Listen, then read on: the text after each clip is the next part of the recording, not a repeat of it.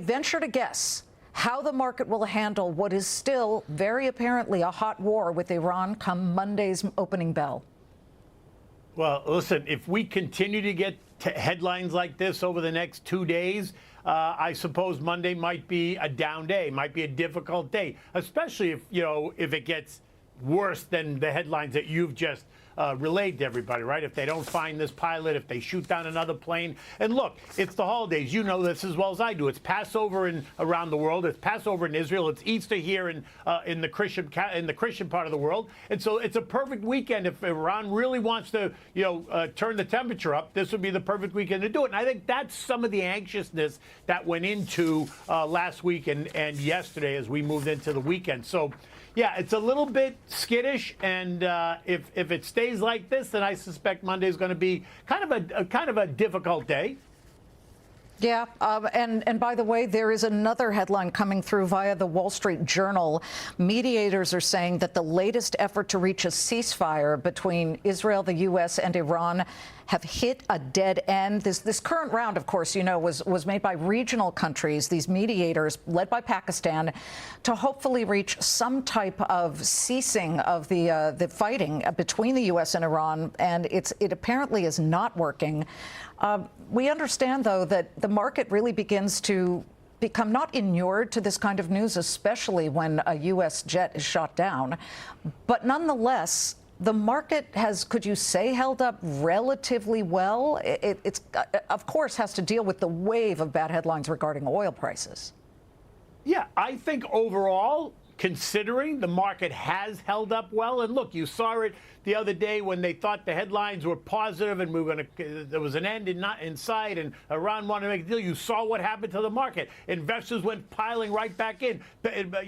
Traders that had gotten out of the market were rushing to get back in. And so you can feel that it wants to go higher, but it's still anxious. And look, the headlines like what you're reading today, and if they continue tomorrow and into Sunday, are certainly going to create more angst. If it doesn't, if it suddenly over the next 2 days settles down, then we'll see the market settle down. And like I said, I think once we get through this, the market is going to rally. But it's that anxiety right now that's this anxiety producing headlines right now that are going to hold the market in check. Yesterday, in an exclusive interview with the Claman Countdown, we talked to John Williams, of course, the vice chair of the Federal Reserve and the head of the New York Federal Reserve Bank. And I specifically asked him about how the rising oil and gasoline prices are moving into the picture of what the Fed is watching most closely. I tried to push him on the direction of rate hikes.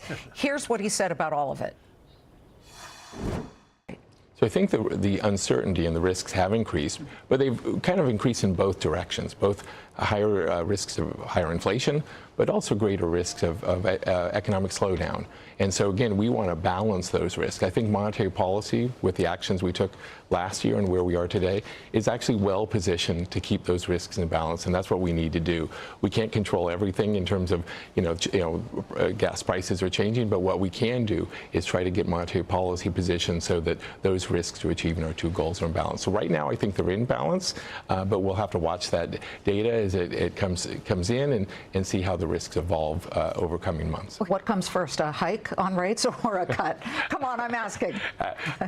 We got to be data dependent. We got to be driven by, what we're seeing in terms of achieving our goals. Right now, monetary policy, I think, is in the right place, and we just got to wait and see, what happens in the future. Yeah, of course, that was right up against yesterday's closing bell, but it made a lot of news, Kenny, not the least of which was, and I don't want to forget this, he did say that the Fed is also watching the private credit drama very closely, but he does not see it becoming a systemic risk. Right. I think they have to watch that because it is a risk, but I agree. I agree with him. I don't think it's going to be a systemic risk. I don't think it's going to be, 2008 relived at all. But do I think there's some, where there's smoke, there's fire? Yes. But I don't necessarily think it's going to be, I don't think it's going to be a disaster. But he's right. as a member of the Fed to keep their eyes on that. They have to, right? I also think the narrative about rate hikes, I think that was to take this idea that there's going to be multiple cuts. I don't think the cuts are coming at all.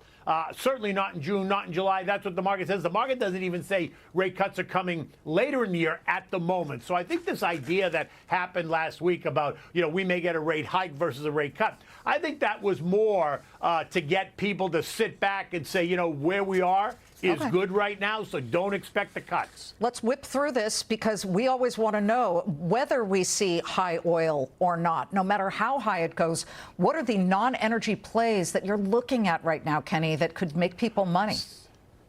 So listen, they're all on sale. Let's just start that. Every one of them is on sale, and they're great opportunities because they are leaders in the space, right? So start with J.P. Morgan. It's one of the financials. The sector's down 13% off its high. It's down 11% year to date. J.P. Morgan's down 14%, and their earnings are going to come out next week, right on the 14th. They're going to announce their earnings. They'll be the first one out of the gate. I think Jamie Dimon is stellar. He never disappoints me. We own the stock. I own the stock. So yes, a little bit I'm talking my book, but I think this is an opportunity outside of the tech space that you need to look at just because it's on sale and it's a leader in the group, right? That's number one. Number two is going to be Medtronics. That's in the healthcare space, right? They are very tech savvy. They are also, big in the diabetes space, big in the healthcare space. And so that's also on sale. It's down about 20% off of its high, and it's a 3.3% divvy payer.